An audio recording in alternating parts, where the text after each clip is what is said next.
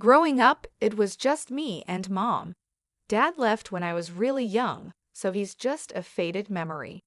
Mom worked really hard, juggling multiple jobs to keep us going and make sure I could do well in school. Because of her sacrifices, I got a scholarship that paid for college, so I didn't have to deal with the huge debt many people have these days.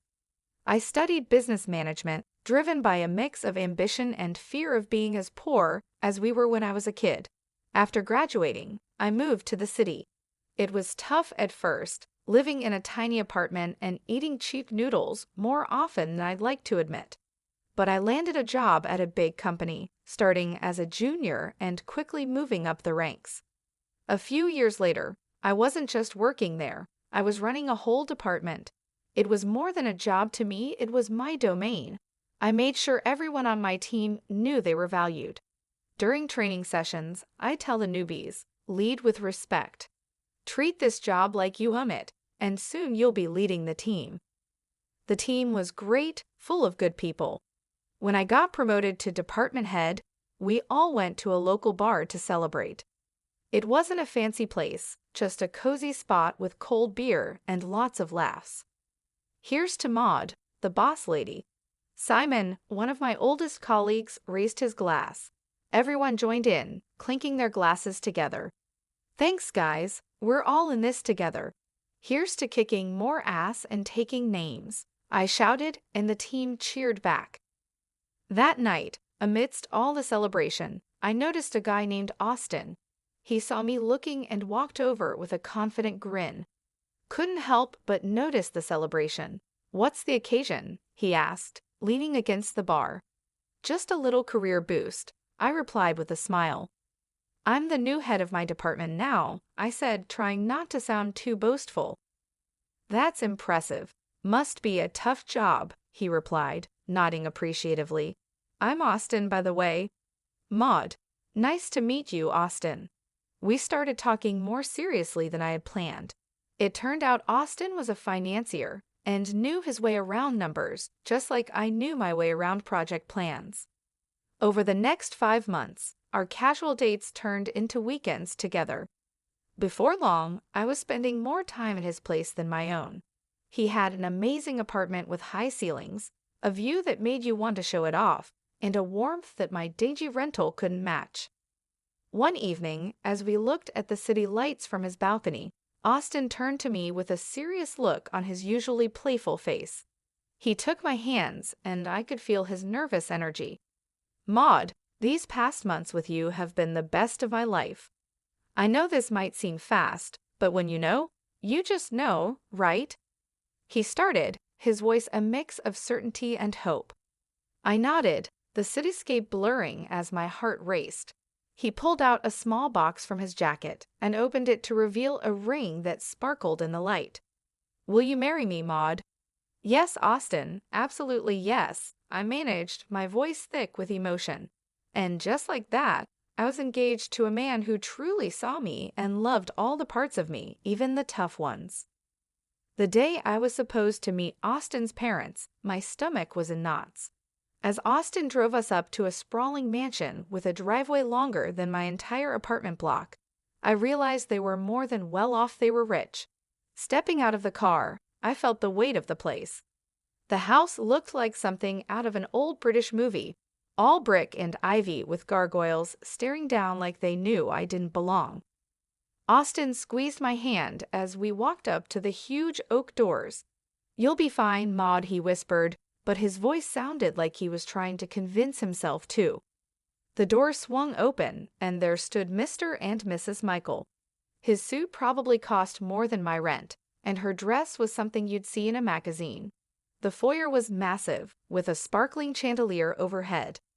The walls were lined with portraits of stern-looking people with titles like Sir and Lady. Maud, lovely to finally meet you, Mrs. Michael said. I'm Maxime, and this is my wife, Sydney, Mr. Michael said, his voice smooth but cool with a hint of a practiced English accent.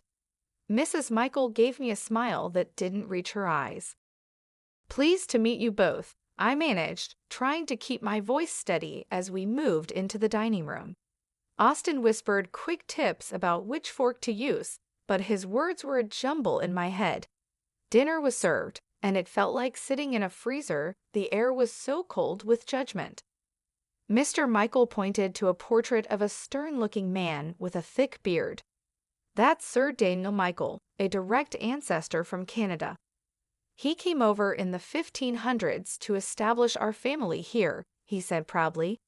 "Really impressive," I said, trying to sound enthusiastic, but it was hard to eat when I felt like every move was being critiqued.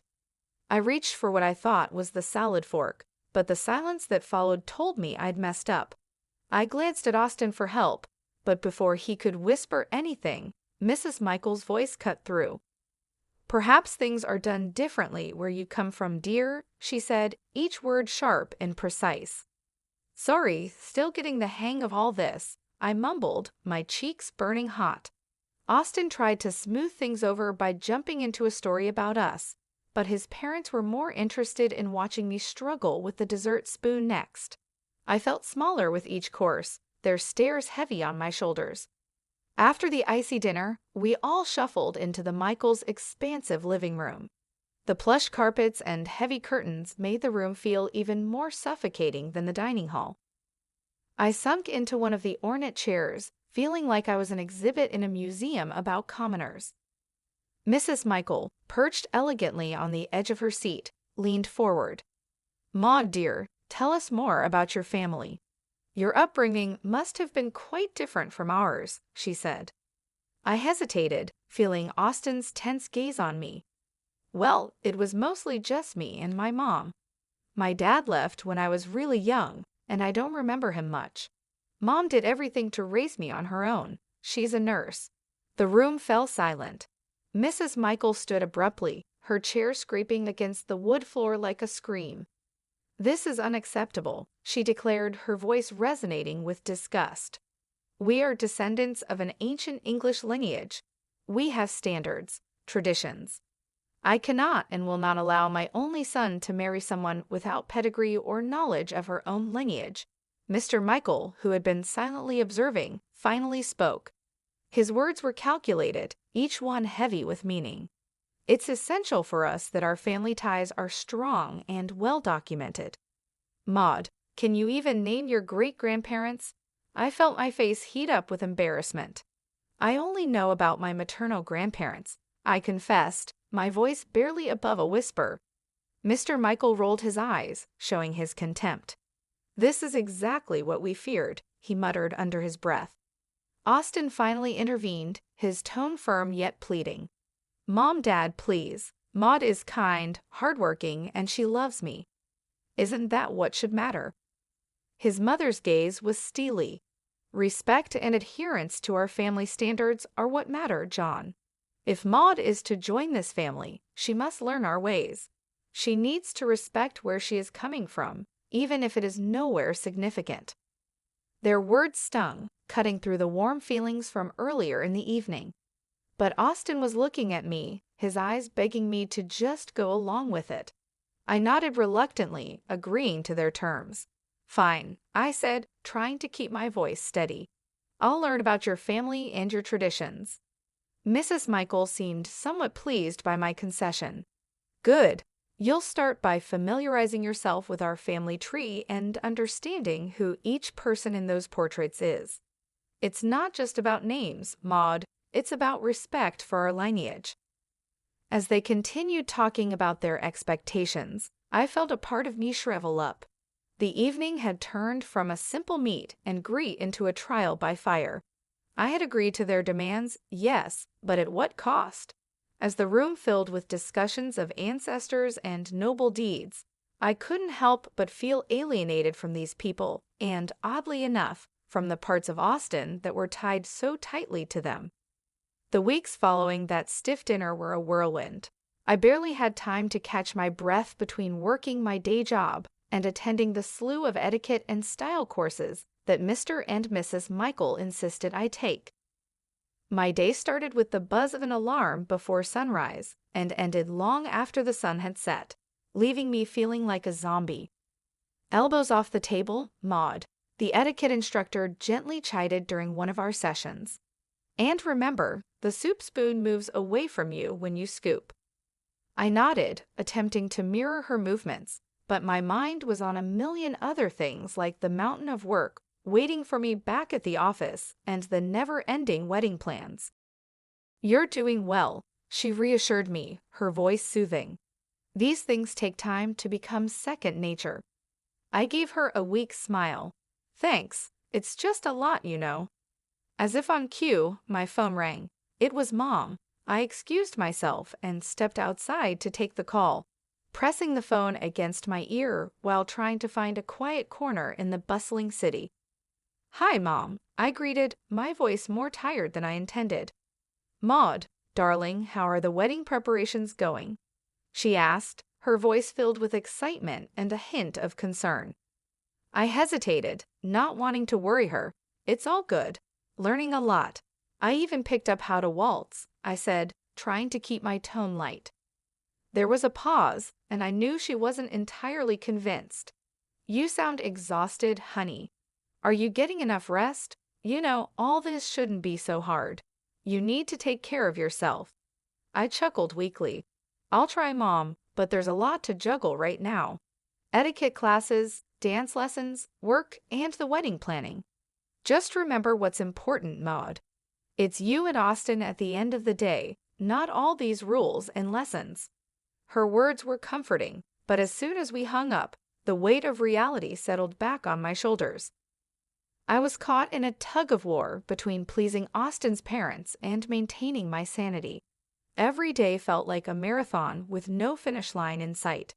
Back inside, I resumed my training.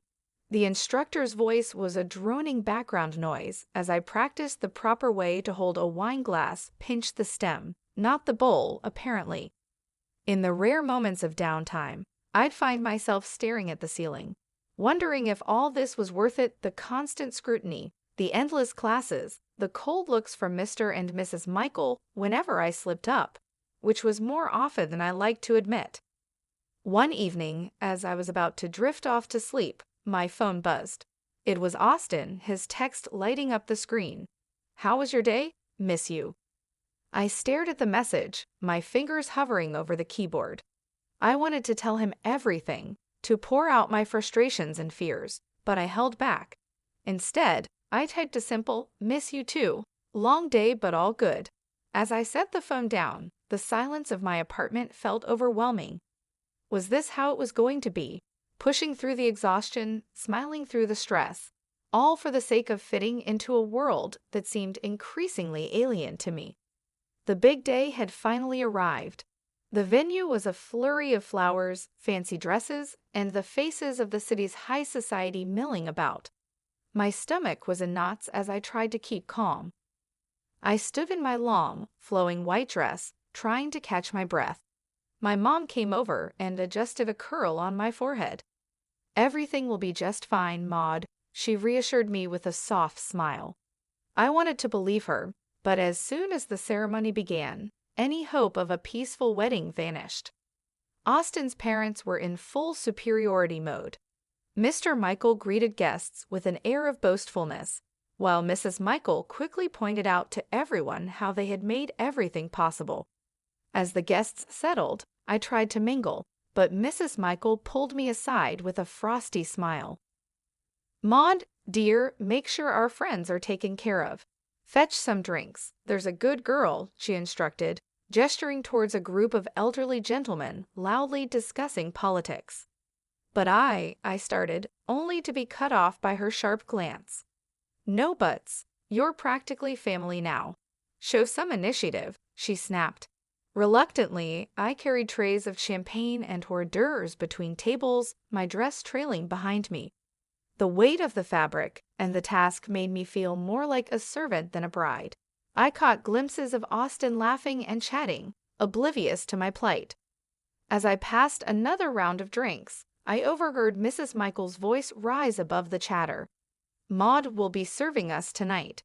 It's good practice for her, don't you think?" Her tone was condescending, her eyes scanning the crowd for approval.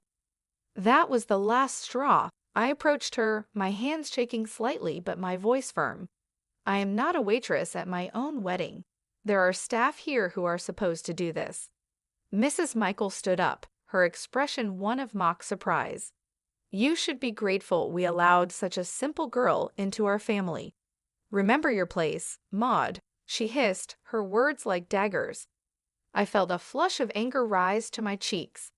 This is my wedding, not a performance for your friends, I retorted, my voice louder than intended. The room fell silent, all eyes on us. Austin, catching the tail end of our exchange, stumbled over, a glass of champagne in hand. What's going on here? He slurred slightly, his eyes not fully focusing. Your mother is treating me like a servant at our wedding, Austin. This isn't what today is supposed to be about, I said, frustration boiling over. Austin looked between me and his mother, his expression clouding. Maud, why are you making a scene? Just do what my mom asks. It's not a big deal. Not a big deal, Austin. This is our day, and your mom is ruining it. I shot back, disbelief and hurt swirling together. He took a long sip of his champagne before speaking. Look, Maud, you should be happy. I even chose you. There were plenty of girls better than you, prettier, richer. You're making a fuss over nothing. The words felt like a physical slap. I recoiled, the realization hitting me hard. The man I loved, the man I was about to marry, didn't see us as partners. To him, I was just another accessory, something to fit into the perfect image his parents wanted. As I clutched my bouquet tighter, feeling like I might crumble right there, my mom came over. She took one look at me and wrapped me in her arms, the kind of hug that seemed to hold the world at bay. Honey, do you love this man? Do you really want to marry him? She whispered, her voice filled with worry. I shook my head, barely able to speak. No, Mom, I can't do this. I don't want to. Mom nodded, her jaw set in that determined way I knew so well. She gently took the bouquet from my hands and guided me to a chair, her touch reassuring.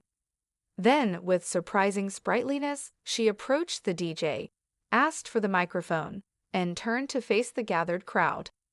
Ladies and gentlemen, may I have your attention, please? Her voice, clear and steady, cut through the murmurs, drawing every eye in the room to her. There was a hush, the kind that precedes a storm. She took a deep breath and turned to face Mr. and Mrs. Michael directly. I have something important to share about truth and pretense, she began, her gaze unwavering. I went to the same school as Maxime and Sydney Michael. Back then, they didn't carry an English accent or boast of noble blood. Their families were hardworking folks, just like ours. A murmur rippled through the crowd. Maxime's father was a mechanic, and Sydney's mother served tables at the local diner. She paused, letting the words sink in. The portraits, the accents, the surname, they bought them all to craft a past that would hide where they really came from. The room erupted into whispers, guests turning to stare at the Michaels, their faces a mix of shock and disbelief. Mrs. Michael stood up, her face red, the facade of aristocracy melting away. That's preposterous. But my mom wasn't finished. To think that you would stand on these fabrications and look down upon my daughter, judge her worthiness based on a lie. Maud is worth 1,000 of your false titles. She is real, something you've long forgotten how to be. The guests were now openly murmuring, their looks of fascination turning to disdain as they gazed at the Michaels. Mr. Michael tried to speak, his accent slipping into something less refined and more desperate. We did what we thought was best. For whom? My mom cut him off, her voice fierce. For your son? For society? Or just for your own shallow pride? The confrontation had drawn everyone's attention, and now the room was buzzing, the atmosphere charged with tension and revelations. The Michaels seemed to shrink, their grandeur dissolving into the air, leaving nothing but the stark, plain truth of their origins. Austin's face twisted with a mix of shock and anger. He stormed up to me, his voice barely a hiss as he leaned close. You've ruined everything, Maud. You've disgraced my family, And now you're questioning if I want to marry you after this spectacle." His words stung, but before I could respond, he grabbed my arm, pulling me slightly closer. "I'll teach you how to be a good wife, one who knows her place and obeys." His threat hung in the air, heavy and chilling. I pulled my arm back with all my might, stepping away from him. The room was dead silent now, everyone's eyes on us. This was the man I had intended to marry. This was the family I was about to join. No, this couldn't be my life. I took a deep breath, my mother's earlier strength flowing through me. "There will be no wedding," I announced loudly, making sure every guest heard. I regret that I ever considered marrying someone who truly matches the arrogance and deceit of his parents. Murmurs filled the room, some of shock, others of support. Austin stood there, mouth agape, as if trying to catch the words and stuff them back into my mouth. My mother came to my side, her presence a comforting shield against the chaos. Together, we walked through the crowd, our heads held high. In the weeks that followed, news of the Michaels' disgrace spread through the city. Their fabricated lineage and high society standing crumbled like a house of cards in a breeze. People who once revered them now crossed the street to avoid their shame. They sold their mansion and moved away, seeking a fresh start where their past wouldn't haunt them. As for Austin, I realized I was free from a life of lies and manipulation. I began to find myself again, living a life where I didn't have to pretend or fit into someone else's mold. My mom and I grew closer, and I discovered that real happiness comes from being true to yourself. I heard bits and pieces, rumors of Austin's downward spiral, of nights spent at bars trying to drink away the scandal. I didn't know if they were true, and frankly, I didn't care. He had shown his true colors, and they were too dark and twisted for me to ever want to look back. "Thank you, Mom," I said to her one evening as we sat in our modest living room, a stark contrast to the opulent falsity I had almost married into. "For everything, for being there, for standing up for me, for helping me see the truth before it was too late." She took my hand, squeezing it gently. "I'll always be here, Maud. You're my daughter, and I raised you to be strong and true. No man, no family can ever make you less than what you are." We sat there, the TV chattering in the background, a normalcy that felt refreshing. I had lost a fiancé but gained back my life, my self-respect, and more importantly, my future. After the whole wedding debacle, going back to work felt like walking into a sanctuary. My colleagues who had heard about the chaos were nothing short of supportive.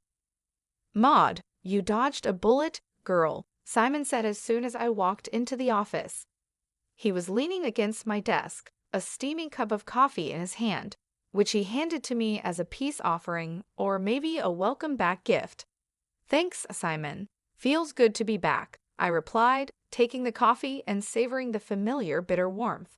And yeah, that bullet was more like a cannonball. "Anyone who makes you serve guests at your own wedding is no husband material. You deserve way better, hun," Sabrina chimed in from her cubicle across the way. I smiled, grateful for the camaraderie. "I think so too. It's nice to be back where I'm appreciated for what I do, not for the family I might have married into." As the days turned into weeks, the support from my team didn't waver. It was during this healing time that I met Andrew. He was a friend of a friend, nothing fancy about his background, just a genuine guy with a quick smile and an easygoing attitude that was infectious. We met at a small get-together, just a few friends hanging out on a Saturday afternoon. He was there, laughing at something silly when I walked in. "Hey, you must be Maud," he said, standing up to greet me. "I've heard a lot about you. All good things, I promise." "Thanks, Andrew. I hope they didn't embellish too much," I replied, trying to match his easy demeanor. We hit it off instantly. His family was the polar opposite of the Michaels. The first time I met Andrew's parents, and they welcomed me with warm hugs and genuine smiles. "Maud, we're just glad Andrew found someone who makes him so happy," his mom said, pulling me into a hug as soon as I stepped through their front door. It was refreshing, the simplicity of it all. No pretenses, no demands, just mutual respect and acceptance. Andrew and I weren't rushing anything. We were taking our time getting to know each other beyond the surface level. We enjoyed long walks, quiet dinners, and endless conversations about our dreams and goals. I found myself relaxing in his company, appreciating the normalcy and ease that marked our growing relationship. It was a stark contrast to the pressure and expectations I had faced with Austin and his family. Back at work, things were also looking up. My colleagues continued to be supportive, and the office felt like a second home. One day, my boss called me into his office. "Maud, I just want to say we've all noticed how you've handled everything. It's not been easy, but you've managed to keep your performance top-notch." I nodded, unsure where this was leading. "We think it's time for another promotion. You've proven you can handle just about anything, and your leadership has never wavered." Leaving his office, I felt a surge of pride. With a new relationship developing, a career on the rise, and the respect of those I cared about, I was finally in a place where I felt I belonged. It was a complete turnaround from the chaos and heartbreak I had experienced with Austin and his family. Andrew's family continued to welcome me with open arms. Every visit to their home was filled with laughter and warmth. His parents would share stories from Andrew's childhood, and we would all sit around the kitchen table, enjoying simple, hearty meals. I felt like I was part of their family, and the feeling was mutual. They appreciated me for who I was, not for some image or status. At work, I took on new challenges and responsibilities with confidence. My team respected my leadership, and we achieved our goals together. The promotion brought new opportunities, and I embraced them, knowing that I had the support of my colleagues and superiors. As the months went by, Andrew and I grew closer. We celebrated our small milestones, like the first time he met my mom and the first holiday we spent together. Each step forward felt natural and right. There was no rush, no pressure, just a steady building of a strong, loving relationship. One evening, after a particularly good day at work, Andrew and I were sitting on his couch, watching a movie. He turned to me and said, "Maud, I don't know what the future holds, but I know I want you in it." I smiled, feeling the truth of his words. "Me too, Andrew. Me too." It was in that moment that I realized I had found what I was looking for, not just in a partner, but in life. I had a loving relationship, a fulfilling career, and the support of people who truly cared about me. I had found my place, and it felt like home.